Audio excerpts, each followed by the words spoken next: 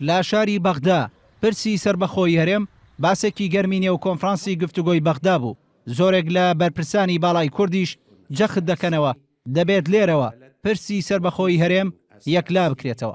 کۆنفرانسی گفتوگۆی بەغدا کە بۆ قسەکردن بوو لەسەر دۆخی ئێستای عراق، تیایدا زۆربەی سەرکردە باڵەکانی عراق و ژمارەیەک لە سەرکردەکانی کورد بانگێشتی گفتوگۆکە کرابوون. بەرەم ساڵح جێگری دووەمی سکرتێری گشتی یەکێتی وەک سەرکردەیەکی کورد لە کۆنفرانسەکەدا ڕایگەیاند کورد دەبێت بۆ پرسی سربەخۆیی بچێتە بەغدا نەک ئەنکەرە و تاران و واشنگتن.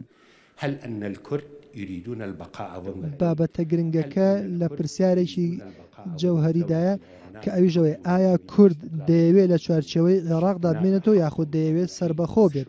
مافێکی سربەخۆی گەلی کووردە کە بتوانێت خۆی مافی چارەی خۆی بنووسێت لەو مافانەش مافی سربەخۆیە. ئێستا کوردەکان داوا دەکەن کە ئەم بابەتە ڕوونکەینەوە و ڕێبکەوین لە نێوان خۆماندا و هەروەها بەڵام بۆ ئەم ڕێکەوتنە پێویستە بین بۆ بەغدا ئێمە پێویستمان بەوە نیەن بچین بۆ ئەنقەڕە و بۆ تەهران و بۆ واشنگتۆن.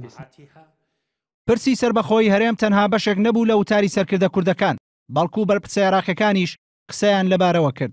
عادل عەبدولمادی وەزیری پێشووی نەوتی عێراق و یەکێک لە سەرکردە باڵەکانی ئەنجومەنی باڵای ئیسلامی ڕایگەیاند لە هەرێمی کوردستان پێشنیازی ڕیفراندۆم کراوە، بەڵام خستنە ڕووی ئەم پرسە بەبێ جێبەجێکردنی زیانی زۆری دەبێت.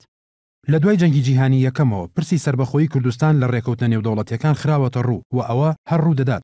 ئەگەر ئەوە تەنها هیواخواستنیش بێت مافێکی ئاسایی هەرگەلێکە و ئەوە شتێکی ترە، بەڵام لە سیاسەتدا پێویستە ئەو بابەتە بە شێوەیەکی باش ڕێک بخرێت و بۆ ئەوەی بربەست نەیەتە پێش.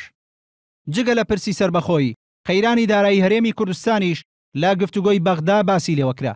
ئارام شێخ محەممەد جێگری سەرۆکی پەرلەمانی عێراق دەڵێت بەپێی دەستوری عێراق هەرێم بەشێکە لە دەوڵەتی فیدراڵی عێراق، بۆیە بەغدا بەرپرسە لە ژیان و گوزەرانی هاوڵاتیانی هەرێم.